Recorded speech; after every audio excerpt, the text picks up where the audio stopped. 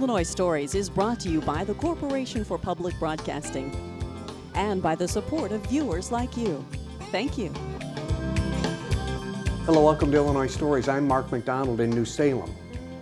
Well, not the real New Salem. This is the New Salem in Macomb, Illinois, the reconstructed New Salem built by George Berry. I think his name is George, isn't it? So George Berry, who made an incredible replica of Lincoln's New Salem. It hasn't been seen for many years, but it's back out as a special exhibit here at the Western Illinois History Museum. This special exhibit is the 40th anniversary exhibit called Our Favorite Things? Our Greatest Hits. Our Greatest Hits, okay. And they do this every few years here, bring out the people's choices, and one of them is this wonderful New Salem rebuilt by George Berry. Sue, this is, I didn't know what to expect. You told me it was 12 feet by 23 feet, and when I got in, it takes up the whole room. It's incredible. It does. It's quite one of our favorites, one of our treasures in our collection. It is. And this man must have spent years and years and years building. Definitely a labor of love, and I think he was encouraged by his grandkids who just loved what he was building and to explore New Salem and the history and Lincoln and all those great things about our history. I'm sure his wife really loved this too because he took up the whole kitchen. That's what I've heard. That's the information we have. But it's a great teaching tool, and we're happy to have it out. A lot of people who know the museum since its founding in 1974 tell me, I remember when I was little, I'd go to see it on the third floor of Sherman Hall on Western's campus, and now they're bringing their kids in, and I think that's really wonderful. A great way to celebrate history and to carry on that tradition. You know what else it's going to do? It's going to make kids, teachers, and families want to go explore too. They're going to want to go to New Salem, and they're going to want to go see where Lincoln lived and walked. And I think that's what George was after from the very beginning. I'm sure, like I said, his grandkids probably really loved this, you know, and lit up learning about Lincoln. Yeah. A wonderful character in our state's history. He was from Pekin. George Berry was from Pekin. He was a farmer, and this was his hobby. He must have spent a lot more time at his hobby than he did farming because this is not the only thing he did. We're going to show some others of his work as well. But let's get started with New Salem here. Of course, the reason New Salem existed at all was because the Sangamon River cut through here. And the first building built would have been this mill, right? That's right. So in 1828, the two gentlemen, John Cameron and James Rutledge, built this mill, and it sort of set the wheels in motion to develop this sort of commercial part of the developing landscape in Western Illinois. And what you've done for the exhibit here is you've put photographs from Lincoln's New Salem here next to these replicas so people can see exactly what is there. Of course, New Salem is a replica in itself because nothing is there from the original village. That's right. But it's a terrific place to visit, and this is a wonderful model of the real thing. Yes, and it's a kind of a cross between a model, a diorama maybe, but also a little bit of folk art because he does take some liberties. The layout is not exactly perfect in terms of the way it would sit on a map. I think he was trying to get it into this, square rectangular format, but it still lends itself to exploring and understanding what life would have been like back in the 1830s. Here's just for starters, here's the second Berry Lincoln store. This would have been just a hop, skip, and a jump from the river. You walk up a hill, and that's where his store was. And like you say, the folk art's terrific because you'll see donkeys pulling wagons and people working with farm implements and stuff. And he just kind of had to make that stuff up. He did. But I think it also gives an opportunity to talk to kids about the idea of a general store. This was actually where you would have bought your food and things, but also your liquor, right? There's a tavern across the street, and I think Lincoln... We do. You see the Rutledge Tavern right there. Right. Where it was more like a boarding house or a hotel. Liquor was not actually served there. It was served at the store. But I think Lincoln's second adventure into owning a business, his thought was that this was a crossroad. He would have better business opportunities versus the first store, which was way kind of down the street a little bit. Well, let's walk that way. Yeah. Because what's nice about this is you really get when you walk through the village itself, you don't get the overview that you do here with where things were, and the way he has residences are all among residences, and there's a doctor's office, then there's a store, then another store. So he really does lay it out the way it logically would be. Right. Records show there were about maybe 24, 25 families that were living in this village, and it exists pretty strong like that till about 1840 when it starts to fade. Mostly because the neighboring Petersburg becomes the county seat, and the Sangamon River can't really support the traffic of the growing flatboats and paddle. Well, they were paddle so boats. hoping to get a steamboat up that river, and it never was quite big enough. Nope, It never nope. carried quite enough No. water. And interesting, I was reading, I think it was in '69 that they actually got a scale model, and we do have a little bit, you see George Berry built, and we'll get around to that corner, but Okay. they did get a scale model up, but I heard it's pretty much landlocked now because the river continues to dry up. Well, there used to be a steamboat on the river for touring, and Yes. they just couldn't operate long enough. There That's wasn't right. enough water.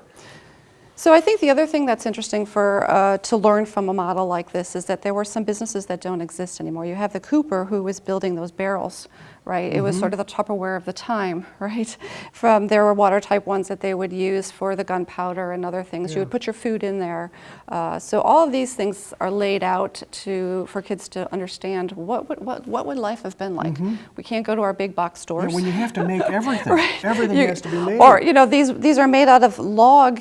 And logs. here's a good example of Yes. the barrels that you're talking about. Right. There's no mill to get your plain wood, so you get log cabins versus Yeah. flat surface houses. Kids have, so. when you say Cooper, kids had no idea what a Cooper did. They just thought he was not a a rock movie star, right? Yeah, right. A rock star. Or a yeah. rock star. Yeah. Fascinating. And he of course took great pains too. Not only did he use these tiny logs, but he also made each shingle, didn't he? I mean, Yes. he was Yes, yeah, very detailed. And there are other things like even the house styles, there's one over there that has that sort of two sides with a walkway in between, and that two families would have lived in there. So the houses were smaller, not a lot of privacy, maybe your Right. bed would have been a loft or it would have been part of the room. So that's, again, another insight into Do the that kids period. ever ask what these little outbuildings here are?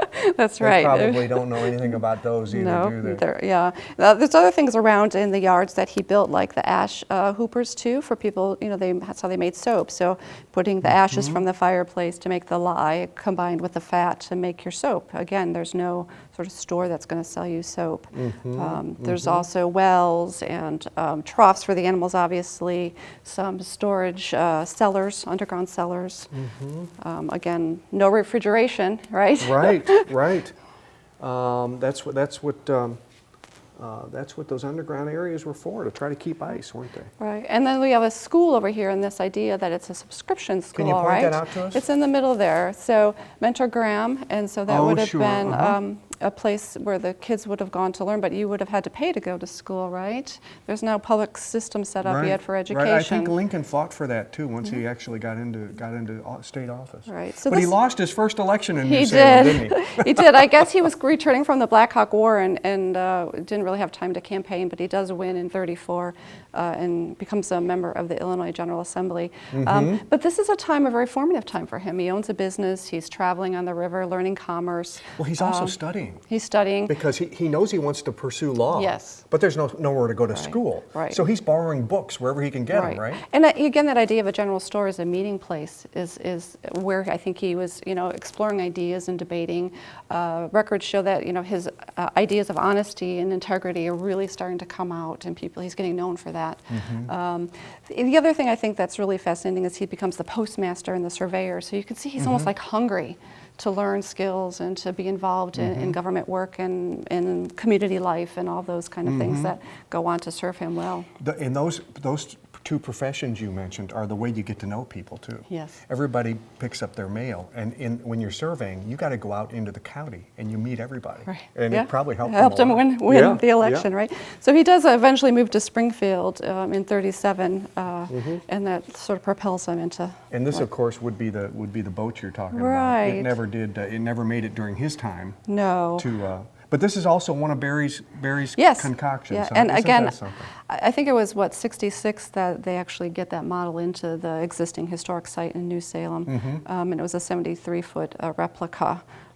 So I'm sure that was very much in Barry's mind, and probably wanted to include that in his model. Do you have school groups coming through here? We will in the next month. Right now, they're busy with their tests. I've been told that they usually come in May. That's right. Field trips are in May. We did have some homeschoolers come and help set it up, which was really fun. They loved. They were small enough they could climb in the middle because we had to put the fences in the middle, and they loved putting the animals up. So we've had involvement with them that way too. So. Oh, it's terrific. Yeah, It's just terrific. It's been really fun to have it out. Yeah. Fun to see people's We're reaction. going to learn more about who George Barry was and the technique of building this from somebody who wasn't around when George Barry was building it, but he was almost around when That's it right. was happening. Thanks, Sue. Thank you. Gil Bellis, long before the Western Illinois History Museum was here, it was over at Western Illinois University. Yes. You were teaching history at the time, so Yes. you were instrumental in getting that Well, museum there was together. a committee of us that helped. It actually was a student initiative. Some students in Grody Hall had saved all kinds of memorabilia and scrapbooks about their experience living in that building. When they heard that it was going to be closed, the old Grody was eventually razed, they insisted that there be some place to preserve their history. And they approached Leon Clements, and he then took off with this whole idea of a Western Student Museum. And it's ended up in the third floor of Sherman, because there was an abandoned auditorium up there from when it had been a school days building. And so that was dedicated then to the Student Museum, and it opened in the spring of '74. I see, okay. And you were teaching history at the time? Yes, sir. Okay, so you probably had something to do with organizing that, where the items would go, Right. and how it would all be laid out. You were sort of the curator, maybe? of Oh, that? no. Don't give me that kind of a title. We did hire, hire student curators. Sometimes we'd find a grant that would support a curator, and it was basically student-based type job. And they could get graduate credit. History department would have a graduate assistant as a curator. A grant fund might support a curator, and they were really in charge of documenting and cataloging and numbering all the things that would come into the exhibit. The reason I bring it up is because 2 years before George Barry died, he donates his Lincoln New Salem collection to you Yes. at Western Illinois. And what a remarkable acquisition. It was unbelievable, because up to that point, we didn't have a whole lot of stuff. We had some odds and ends from Hager Pottery. We had some odds and ends from our Coca-Cola bottler. We had various things that we tried to boast were our artifacts, but we didn't really have much. And one of his grandchildren was a student at Western, and convinced the Higgins Hall people to display Grandpa's New Salem. Well, when he set it up, he decided that he was done traveling with it. He'd been traveling on the road with this massive thing for 9 years, 66 to 75. And he and his wife would take it off on the road. They visited 5 different states, 250 miles sometimes, and then 8 hours, he said, it took to put it up, and then another 8 hours to take it down. Well, he decided that was it. He was done in 1975. Labor Day was when it was on display. And he said, would you guys like it? And of course, we were drooling at the thought of having this upstairs. And so we had the New Salem on display there until we actually had to move from Sherman down here to downtown Macomb. We've got some pictures of George. Just a little bit about John. Here's George as a young man, and he and his wife as a young couple. This is George and his wife, Beth. And she stayed active with our museum even after George died in 1977. We had letters and credits to her right into the mid-'80s. This is George at his farmhouse. We mentioned that he was a farmer, and he also worked for Caterpillar. He lived up at Pekin.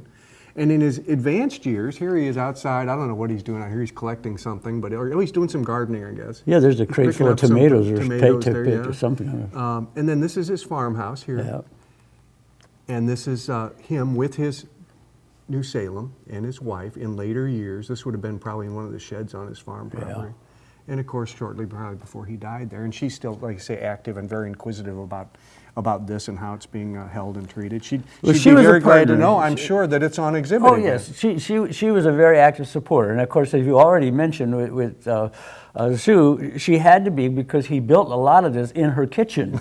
And as you pointed out, that farmhouse wasn't a palatial type place. And so she put up with his carving, and a lot of it was done with pocket knife.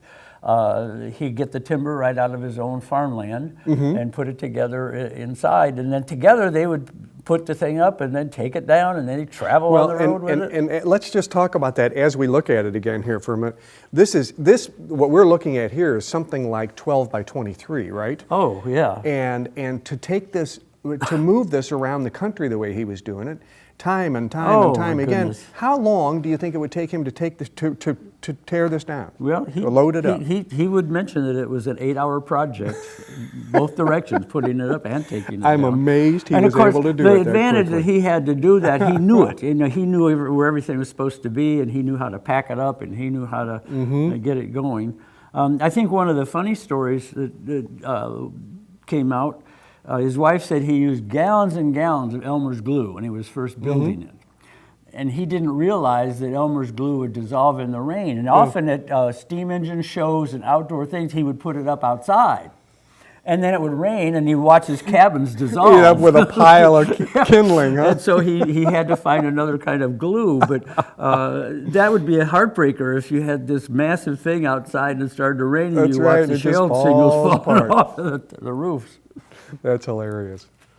He was very generous, though, at that point. He in addition to just getting worn out by it, he was very willing to have us acquire it for one of our big major exhibits. And from 75 until about 1999, it was up there as a very popular exhibit, third floor of Sherman.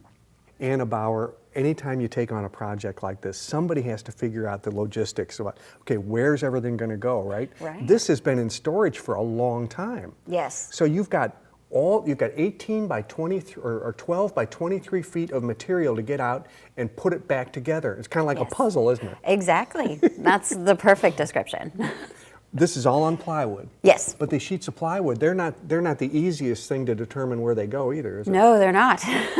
They're not. They're a jigsaw puzzle. Each road connects with another road, and you have to determine what connects to where to make the layout. And of course, it's not exactly New Salem. He had to make some adjustments to get it to fit. Yeah.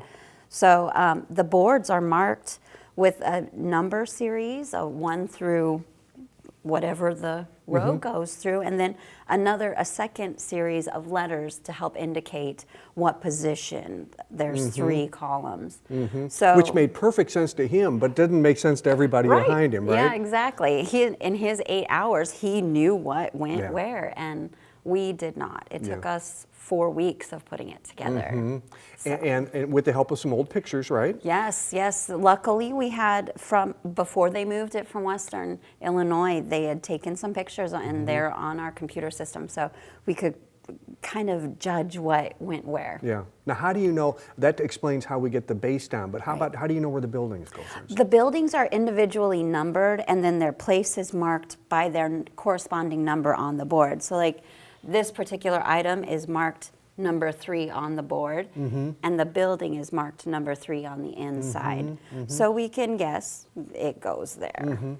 And with a lot of this stuff, like the piles of rocks and the wells and everything, you can take a little bit of artistic license with some of that stuff, right? Exactly, yeah. You can place it where you think you'd have it. You know, wells wouldn't be very far from the homes because they needed to go in the middle of winter and get as much water as they could. Same with outhouses. You know, those would be located Pretty close, conveniently. yeah. You know that housing for the livestock would be placed just a little bit further away. They wouldn't want that too close, but it would need to be sheltered as well. And here's the other interesting thing he did. Every one of these trees, he carved a little twiglet, right, to make these trees. But he drilled different size holes, didn't he? So some trees were small, some trees were big, but you couldn't just cram any tree in any hole. No, yes. So you have to find what fits where. And he also, interestingly, I think we had some material here that you picked up that he had some foliage for the trees originally. Right and the trouble is, this stuff is so delicate that it just sort of decomposed on you, didn't it? Exactly. It just fell right apart. Yeah, some kind of a moss or some kind of a... But that would have been the original foliage, and what you all did was get some party stuffers, or I'm not sure, that's for an Easter basket or it's something. Right? Right? Yes, for modeling. Yeah, okay. He created this little pine cone to represent a pine tree as well. So that's one of his... And he covered that with that moss, Yes, didn't he? yeah. Isn't So that that's cool? surviving intact. Wow. Okay, so once you figured out how to get the boards down and then you figured out which buildings go on which board, you're pretty much finished. Pretty close, Yeah. yes. We Sue had mentioned that we had some homeschooled students to help us place things in the middle, because once you get it set up, I can't reach that They got to far. be little and they climb on there, Yep. and you want them to be light and small. But that's a good learning experience for them, isn't it? Exactly, Yeah. yeah. Okay, terrific, thank you. Well, Sue, there are some greatest hits besides George Barry. And one of them, and people are going to be, a lot of people will never have heard of the Modern Woodsman, but they used to create these wild sort of hazing ritual things for their new members. Right. It was sort of a fraternal organization, right? They did it to grow their membership, I guess, to have some fun and Well, there was no TV. right. Guys wanted to get out from, the family at Sure. night, and also, a lot of them sold insurance as well. Right. So this was a way to get out and have a little fun and do something constructive, I guess. But it looks kind of silly now. It does, and it's I think we were talking earlier. This is based on products that Des Moines used to make in Greenville, Illinois. They would make these hazing artifacts, and the woodworkers, they went to this company and said, "Could you make us some of these things?" This is not made at that company. It's kind of a do-it-yourselfer, right? And if you look at the base, there's a metal wheel. It looks almost It's like a a wheelbarrow, wheelbarrow. yeah, that it they've is. kind of the woodworkers They made carved. They made a goat out of it. Put some and, skin and on what it. they would do is they'd more than likely blindfold the guy they were going to haze. He'd show up at night not knowing that he just wanted to join. He didn't know what he had to go. They'd blindfold him, put him on that, rock him around, Right. knock him off, have a lot of fun, right? That's right. That's before they would splash him with water or whatever. Yeah, exactly. But all in good fun, right? Yeah. Yeah, it's kind of neat that you have this in your collection, and the Des Moines company, which made most of the stuff, is in Illinois too. Yes. So it's very We get interesting. a lot of interest in this. We get a lot of actually people researching that kind of a company and that process of hazing. We get inquiries from all over the world actually about this quirky artifact in our collection. To a much more serious topic. Yes. It's called a crib. Unfortunately, it was used for a lot more sort of a tortuous situation than that. When Peoria had a hospital for the mentally ill, Yes. they had to contain these people, and some of them were shackled, and some of them were, in some cases they were kept in a crib. Right. This is a really interesting artifact because it shows two sides of a story.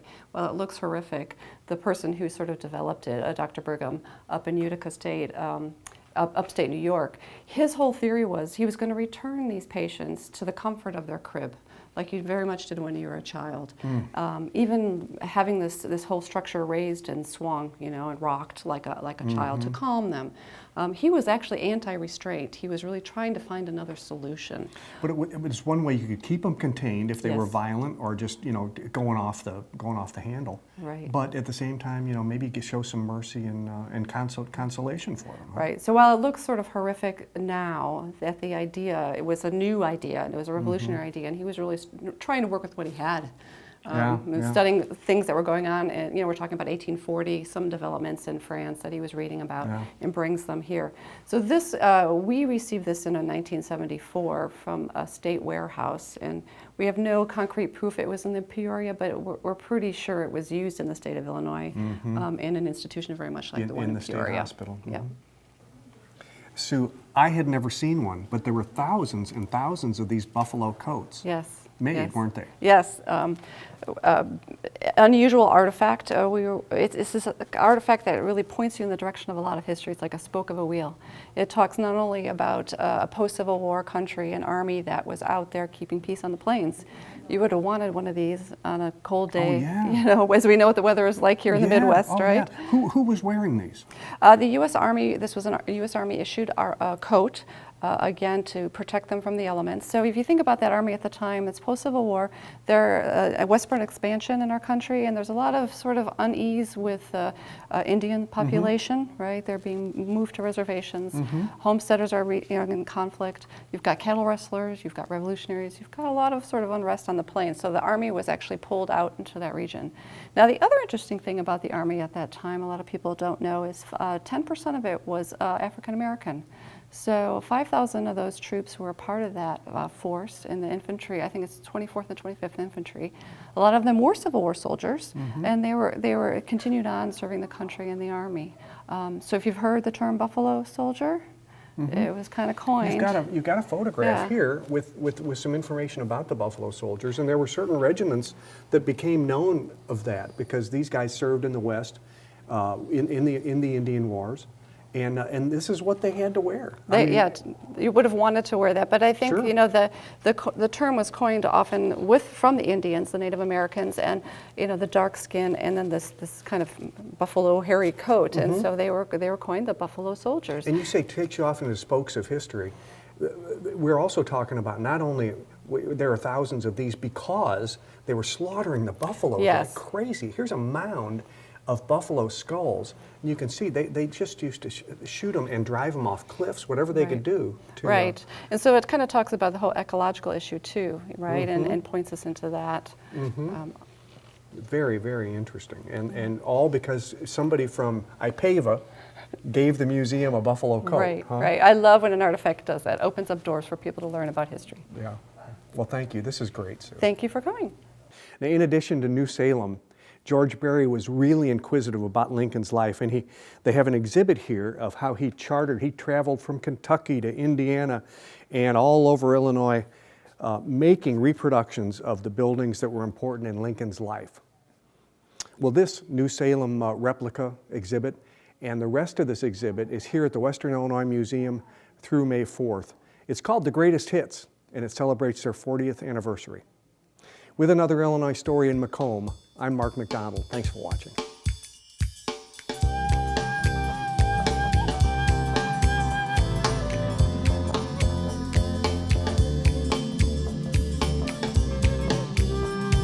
Illinois Stories is brought to you by the Corporation for Public Broadcasting and by the support of viewers like you. Thank you. For a DVD copy of the program you've just seen, send $19.95 to Network Knowledge, P.O. Box 6248, Springfield, Illinois 62708. Be sure to include the program name, subject, and when the program aired. You can also order with your credit card by calling 800-232-3605.